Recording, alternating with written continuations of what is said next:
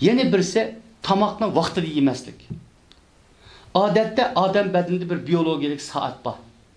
Odam badanidagi barliq faoliyatlarni mushu biologik soatga ko'ndira olsak, hayotimiz, moddalmishimiz, ritmli ömrümüz uzun bo'ldi. Nurg'un odamlar mushu biologik soatga qarshi harakat qildi. Kunduzi atdiganda kechasi o'z yatmaydi. Kompyuterda to'rg'i chiqib, telefon o'ynab kechasi yatmaydi. Atdigani qopmaydi. Atdiganlik nashtini unda qildi. Onda nashti qilib olgandan keyin dal 13 da qo'zqashmaydi o'g'ijamdan xonimdan. O tushlik tomoqni soat 4 ga 5 ga yeydi. Kechki tomoqni yotaqchaqda yeydi. Kechida uxlamagandan keyin 30 kechida qopab yana bir tomoq yeydi. Shuning bilan badandagi biologik soat bilan uning ozuqlanish odati qanday tubdan qolishib ketdi. Bo'lmasa kechda baldir yetib, atdiganda saat turib nashti qilgan, dal 12 da tushlik tomoq yegan. Kech soat 6 dan burun kechki tomoqni yeb, uningdan keyin bilmay yemagan odamning oshqozondan umr hayot masala chiqmaydi. Nurg'un oshqozon o'tkasalliklari mushu tomoqni vaqtida yemaslik va qalaymaqan iste'mol qilish, ilmiy ozuqlanmaslikdan kelib chiqadi. Yana birisi nima desa, mizojiga biqib ozuqlanishni uqmaydigan nurg'un odamlar bor.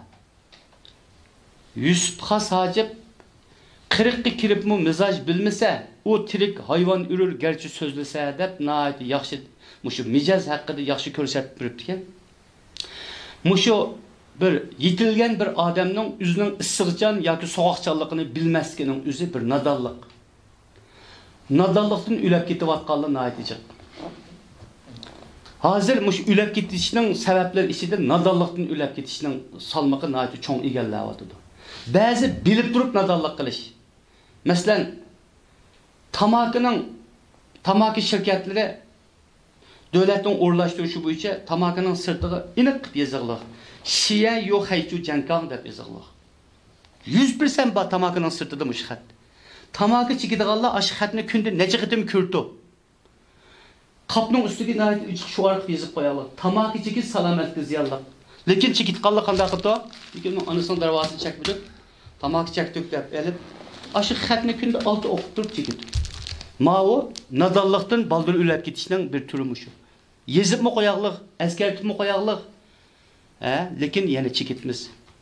Neticede uzak yıllık izleniş tədqiqatlardan öpkü rakının körülüşüde tamakının 30-40% rol oynayatqanlığını.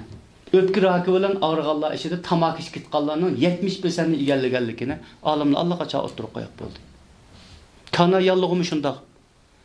Hatta öpke qardab, öpkenin gaz almashtirish iqtidori ajizlab, uzaq muddat biz tamaki chekkanlarning umrining qisqa bo'lganligi nihoyat aniq. Hatta chet elning tamakilarida shiyayu hayju jankang degandan boshqa umrni qisqartirdi deb aniq yozib qo'yaqliq. Umrni qisqartirdi deb yozib qo'yaqliq. Demak, nodonlikdan baldir o'lib ketish degan masala mo. Biri bilib turib nodonlik qilish. Yana birisi bilmay nodonlik qilish. Bilmezlikten özünün caniga özü zulüm qilish. Masalan, nurg'un odam o'zining issiqjon, sovuqchanligini bilishni xolamaydi. Kasallig'igacha bir izlanmaydi, ya bizning leksiyalarimizga diqqat qilmaydi. Sog'lomlik tavsiya qilsak, pulga to'ymaydigan o'g'irlik bu davomli bemasa sotqilamaydi, jiq yaqqa deb o'ylaydi. Sog'lomlikni tavsiya qilsak, uni ilmiy qabul qilmaydi. Hatto xato tushunadi. Pul topqilamaydi yaqqa deb. Masalan, biz mijoz haqida to'xtalib o'tamiz mana. Issiqjon, sovuqjon degani, o'zining issiqjon yoki sovuqjonligini bilish kerak. Issiqjon odam sen sovuq tarafda ozuqlanish kerak. Sovuqjon odam sen issiq tabiatlik yemeklar bilan ko'proq ozuqlanib, o'zining mizojini yemek orqali qanday tanishib turish kerak. Agar bir odam sovuqjon bo'lsa, u hadab lampon, qitiq, biliq, lazi achso, tayyor cho'pni ko'p yesa, aslida sovuq oshqozon tig'imi qanday so'g'ib ketadi-da. Oshqozonning modda almashtirishi yaxshi bo'lmaydi.